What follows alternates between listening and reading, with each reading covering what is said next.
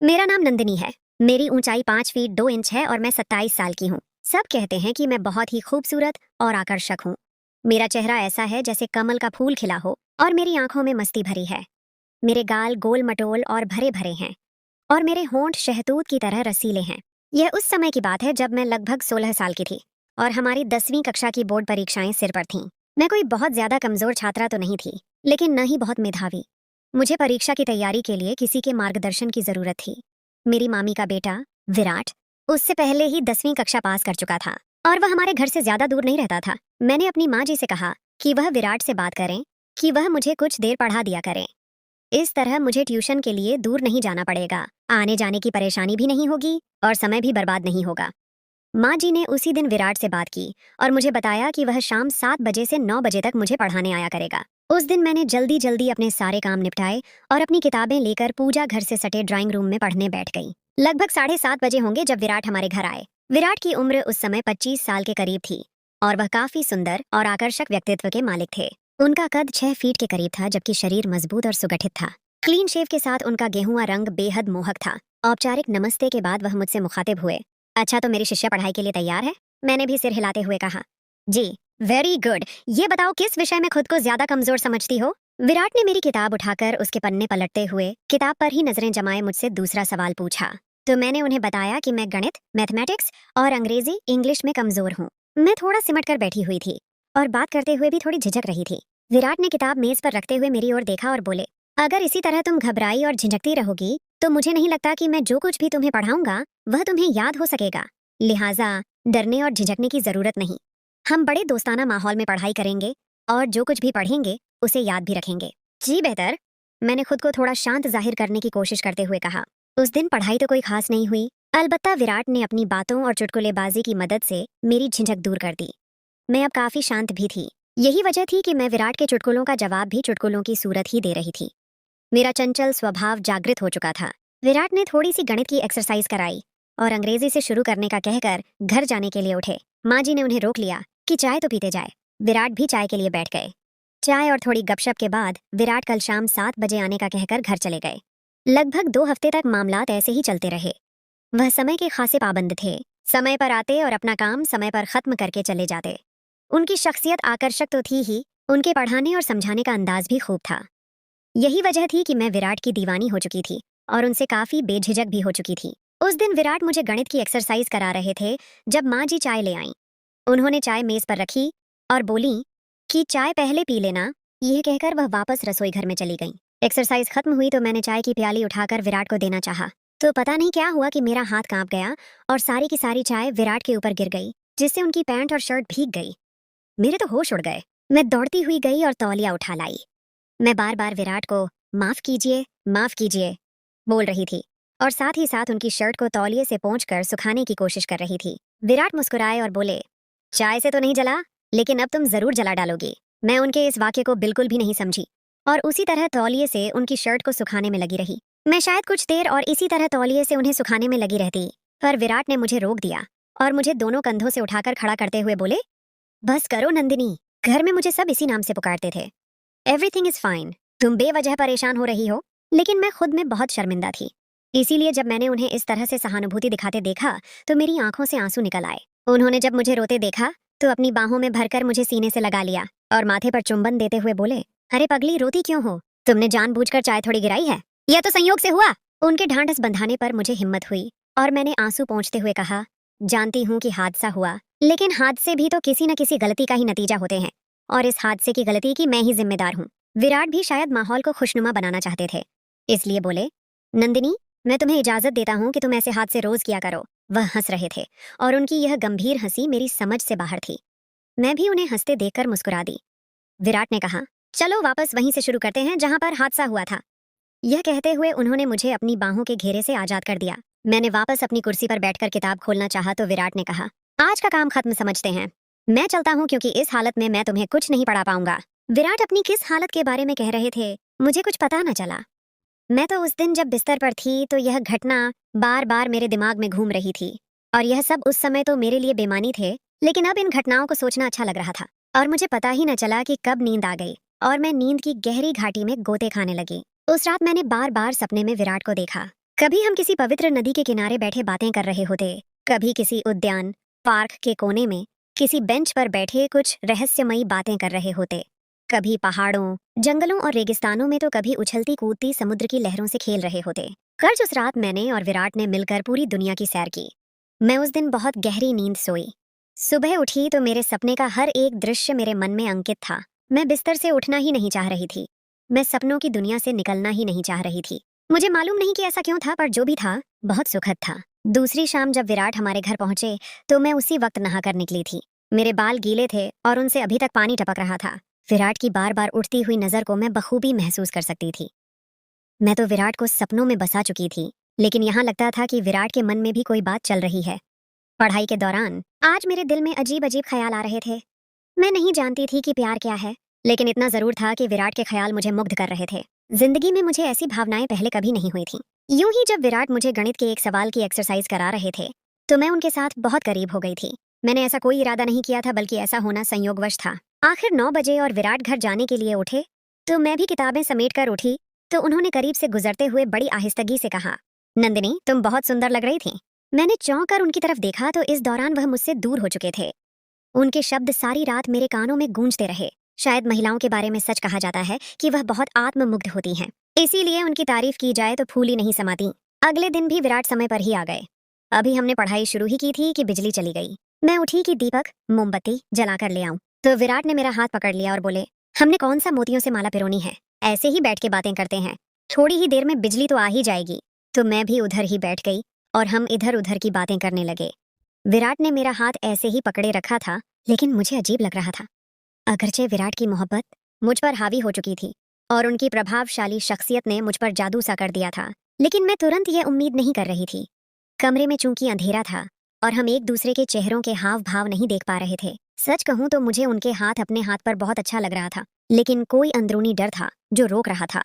लेकिन अगर विराट की जगह कोई भी और होता तो मैं यकीन से कह सकती हूँ कि मैं उसका हाथ नोच लेती, लेकिन विराट के लिए तो मैं पहले से ही सब कुछ हारी हुई थी। फिर भी मैं ये सब कुछ नहीं चाह रही थी जो हो रहा था। मुझे अजीब लगने लगा था, इसीलिए मैंने उनके हाथ को छोड़ा और शौचालय टॉयलेट जाने के बहाने वहां से उठ गई। लेकिन मैं जैसे ही उठकर कदम बढ़ाने वाली थी, पता नहीं मुझे क्या हुआ, मैं डगमगा गई। उसी लम्हे विराट ने हाथ बढ़ाकर मुझे सहारा दिया तो मैं गिरने से बच गई। मैं बहुत घबरा गई थी। शायद मैं जल्दी से शौचालय की तरफ भागी। मुझे कोई जरूरत तो नहीं थी, अलबत्ता ठंडे पानी से मुंह पर छींटे मारे तो गर्मी का एहसास कुछ कम हुआ। मैं अभी शौचालय में ही थी कि बिजली आ गई। मैं वापस ड्राइंग रूम में आई तो विराट वहां मौजूद नहीं थे। मुझे परेशानी हुई कि ऐसा क्या कि बिना बताए ही चले गए। उसी वक्त माँ जी ड्राइंग रूम में आई तो उन्होंने बताया कि विराट कह रहा था कि उसके सर में दर्द हो रहा है और बिजली भी नहीं है, इसलिए वह घर जा रहा है। मैंने भी किताबें समेटी और अपने शयन कक्ष बेडरूम में चली आई। मेरी सोच का केंद्र बस विराट ही थे। उस रात भी मैं उन्हीं सोचों में डूबी सो गई। सुबह उठी तो विराट की ही याद में सारा दिन खोई रही। शाम होने से पहले ही मैं शाम का बेसब्री से इंतजार करने लगी। मैं चाहती थी कि विराट आज कैसे व्यवहार करते हैं, लेकिन समय होने के बावजूद वह नहीं आए। मैं इंतजार करती रही, लेकिन मेरा इंतजार बस इंतजार ही रहा। वह 8 बजे तक नहीं आए तो मैंने माँ जी से कहा कि खैर, वह विराट पता नहीं आज क्यों नहीं आए। माँ जी ने कहा, कोई और काम आ गया होगा इसलिए नहीं आ सका होगा। मैंने कहा, नहीं माँ जी, कल जब वह गए थे तो उनकी तबीयत ठीक नहीं थी। क्या पता वह अभी तक ठीक न हुए हों। अब मासी जी, मामी को फोन करके उनका पता तो करवाए। माँ जी को भी जैसे कुछ याद आया तो उन्होंने मासी जी को फोन लगाया। तब मासी जी ने बताया कि विराट तो कल से सख्त बुखार में तप रहा है। मुझे मालूम हुआ तो सख्त बेचैनी हुई। दिल चाहा कि अभी जाऊं और उसका बुखार खुद पर ले लूं, लेकिन मैं उस वक्त क्या कर सकती थी। सुबह मैं माँ जी को साथ लेकर उनका पता लेने मासी जी के घर गई तो देखा विराट वाकई बुखार की वजह से बिस्तर में पड़े थे। थोड़ी सी औपचारिक बातचीत के बाद मैं उधर ही बैठ गई। मासी जी और माँ जी भी साथ बैठी अपनी बातों में मसरूफ हो गईं। विराट ने एक बार हमारी तरफ देखा, फिर उन्होंने अपनी आंखें मूंद लीं। हम मासी जी और माँ जी की मौजूदगी में कोई बात नहीं कर सकते थे, इसीलिए हम खामोश बैठे थे जबकि मासी जी और माँ जी बातें कर रहे थे। बातों बातों में मासी जी ने बताया कि उनकी सहेली की बेटी की विवाह शादी थी जहां उनका जाना बहुत जरूरी था, लेकिन वह नहीं जा सकती थी। माँ जी पूछ रही थी, क्यों नहीं जा सकती हो? तो मासी जी बोली, जिसके साथ जाना था वह तो बिस्तर पर पड़ा है और आपके भाई साहब मामू जी भी ऑफिस से छुट्टी नहीं ले सकते कि उनके साथ चली जाती। माँ जी चूंकि मासी जी की सहेली को जानती थी और उन्हें पता था कि वह किधर रहती हैं, इसलिए मासी जी से बोली, तुम्हारी सहेली कौन सा दूसरे शहर में रहती है, टैक्सी पकड़ो और 2-3 घंटे में वापस आ जाओगी। मैंने यह सुना तो मेरे दिमाग में एक विचार आया कि अगर माँ जी और मासी जी विवाह पर चली जाएं तो मुझे विराट से अकेले मिलने का मौका मिल जाएगा। यही सोचकर मैंने भी माँ जी की तायद में कहा, मासी जी, अगर आपकी सहेली इसी शहर में रहती है तो तब आप जरूर जाएं। विराट की फिक्र न करें, 2-3 घंटों तक हम उनकी देखभाल तैमूरदारी कर लेंगे। मासी जी और माँ जी दोनों को मैंने विवाह में जाने पर राजी कर लिया, अगरचे माँ जी जाना नहीं चाहती थीं। उन दोनों के जाने के बाद मैं और विराट अब घर में अकेले थे। कोई 15 मिनट तक हम में कोई बात न हुई। विराट वैसे ही आंखें मूंदे लेटे रहे। शायद वह मेरा इंतजार कर रहे थे कि मैं कोई बात शुरू करूंगी, लेकिन मैं असमंजस में रही कि बात शुरू कैसे करूं और कौन सी बात करूं। एकांत और खामोशी माहौल पर अजीब शांत थी। विराट ने मेरी तरफ करवट लेकर आंखें खोल दी और बोले, नंदिनी, तुमने मुझे जला डाला। उनकी आवाज मेरी कानों से टकराई। उनकी नजरें मेरे चेहरे पर गड़ी थीं। तुम शायद समझ रही होगी कि मैं बुखार से तप रहा हूँ, लेकिन ऐसा नहीं है। ये आग जिसमें मैं जल रहा हूँ, तुम्हारे ही प्यार ने लगाई है। देखो, जल रहा हूँ ना मैं। यह कहते हुए उन्होंने मेरा हाथ अपने माथे पर लगा दिया। उनका माथा सच में अंगारे की तरह था। जी जी विराट, मेरे मुंह से बस इतना ही निकल पाया। विराट दीवानों की तरह मेरे हाथ को अपने चेहरे पर रख रहे थे, जैसे वह इस तरह सुकून पा रहे हों। सुकून तो मुझे भी हासिल हो रहा था, मोहब्बत तो मुझे भी हो गई थी। नए मोड़ और घटनाएं। अभी हम दोनों ही उस पल में खोए हुए थे जब दरवाजे पर हल्की सी दस्तक हुई। हमारा ध्यान भंग हुआ और हम एक दूसरे से दूर हट गए। विराट ने हल्की सी आवाज में पूछा, कौन है? नंदिनी, बेटा, मैं हूँ। माँ जी ने कुछ दवाइयाँ भेजी हैं विराट के लिए। बाहर से आवाज आई। ये हमारी पड़ोसी सुमित्रा आंटी थीं, जो अक्सर हमारे घर आया करती थीं। जी आंटी, मैं अभी आती हूँ। मैंने जल्दी से दरवाजा खोला और दवाइयाँ ले लीं। सुमित्रा आंटी ने विराट की तरफ देखा और चिंतित होकर पूछा, अरे विराट बेटा, कैसा है बुखार अब? माँ जी ने बताया कि बहुत तेज है। विराट ने मुस्कुराते हुए कहा, जी आंटी, पहले से बेहतर है। सुमित्रा आंटी थोड़ी देर बैठी, कुछ घरेलू बातें की और फिर चली गईं। उनके जाने के बाद हम दोनों फिर से उस खामोशी में डूब गए, लेकिन अब वो पहले जैसी सहजता नहीं थी। उस अचानक दखल ने माहौल बदल दिया था। विराट ने धीरे से कहा, नंदिनी, मुझे लगता है अब मुझे आराम करना चाहिए। तुम भी जाकर पढ़ाई करो। मुझे थोड़ा अजीब लगा, लेकिन मैं समझ गई। मैंने अपनी किताबें उठाईं और वापस अपने कमरे में आ गई। उस दिन रात भर मैं सुमित्रा आंटी के आने और विराट के व्यवहार में आए बदलाव के बारे में सोचती रही। क्या उन्होंने कुछ भांप लिया था? क्या विराट को डर लग गया था? अगले दिन जब मैं मासी जी के घर गई तो देखा कि विराट अब भी बुखार में थे, लेकिन पहले से बेहतर लग रहे थे। मैंने हिम्मत करके पूछा, विराट, कल आप अचानक क्यों चले गए थे? विराट ने मेरी तरफ देखा और हल्की सी मुस्कान के साथ कहा, मेरा सर वाकई दर्द कर रहा था और फिर बिजली भी नहीं थी, तो मुझे लगा तुम्हें पढ़ाने में दिक्कत होगी। उनकी आंखों में एक अजीब सी चमक थी, जो उनके शब्दों से मेल नहीं खा रही थी। मासी जी ने बीच में ही बात काटते हुए कहा, नंदिनी बेटा, मैं सोच रही थी कि जब तक विराट पूरी तरह ठीक नहीं हो जाता, तुम उसकी मदद कर दो। उसे थोड़ी परेशानी हो रही है और डॉक्टर ने कहा है कि उसे कुछ दिन आराम की सख्त जरूरत है। मुझे यह सुनकर बहुत खुशी हुई। ये मेरे लिए एक अवसर था विराट के और करीब आने का। मैंने तुरंत कहा, जी मासी जी, बिल्कुल, मैं विराट की मदद कर दूंगी। अब हर रोज मैं दोपहर में मासी जी के घर जाती, विराट को दवाइयाँ देती, उनके लिए सब्जियों का सूप बनाती और उन्हें कहानियां सुनाती, ताकि उनका मन लगा रहे। पढ़ाई का बहाना तो अब बस एक औपचारिकता बन चुका था। हमारी बातें ज्यादातर जिंदगी, सपनों और भविष्य के बारे में होती थीं। विराट ने मुझे अपने बचपन के किस्से सुनाए, अपने कॉलेज के दिनों के मजाकिया पल बताए और अपने इंजीनियर बनने के सपने साझा किए।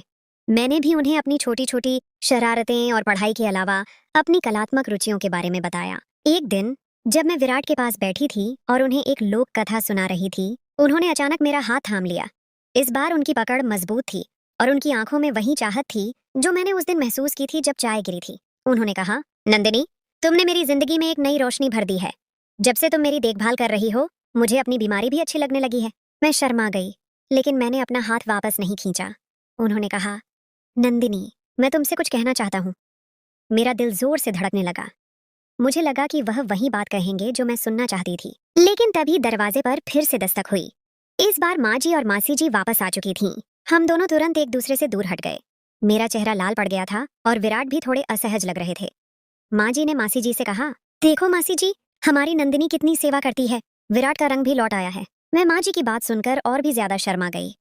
उस दिन विराट ने फिर से अपनी बात पूरी नहीं की, लेकिन उनकी आंखों में एक वादा था। अगले कुछ दिन विराट की तबीयत में सुधार आया और उन्होंने फिर से मुझे पढ़ाना शुरू कर दिया। लेकिन अब हमारे बीच एक अनकहा रिश्ता बन चुका था। हमारी नजरें ज्यादा मिलती थीं और हमारे स्पर्श में एक नई गर्माहट आ गई थी। जब भी माँ जी या मासी जी आसपास नहीं होती थीं, तो विराट मुझे छेड़ने लगते थे और मैं उनके चुटकुलों पर हंसती थी। एक शाम जब पढ़ाई खत्म हो गई थी और विराट जाने के लिए उठ रहे थे, तो मैंने हिम्मत करके कहा, विराट, आप मुझसे कुछ कहने वाले थे उस दिन? विराट मुस्कुराए और बोले, हाँ नंदिनी, मैं तुमसे कहना चाहता था कि तुम मेरी सबसे अच्छी शिष्या हो। उन्होंने ये बात इतनी धीमी आवाज में कही कि मुझे लगा जैसे उन्होंने मेरे गाल पर फुसफुसाया हो। मैं थोड़ा निराश हुई, लेकिन फिर उन्होंने मेरा हाथ थामा और मेरे कान में फुसफुसाए, और मैं तुम्हें अपनी जिंदगी की सबसे खास दोस्त बनाना चाहता हूँ। क्या तुम मेरा हाथ थामकर जीवन भर मेरे साथ चलोगी? मेरे दिल ने खुशी से उछलकर भांगड़ा किया। मैं बस मुस्कुरा दी और उनका हाथ थामे रखा। उस दिन के बाद हमारी पढ़ाई सिर्फ किताबों तक सीमित नहीं रही, बल्कि हमने जीवन की सबसे खूबसूरत पाठ पढ़ना शुरू कर दिया था, प्रेम का पाठ।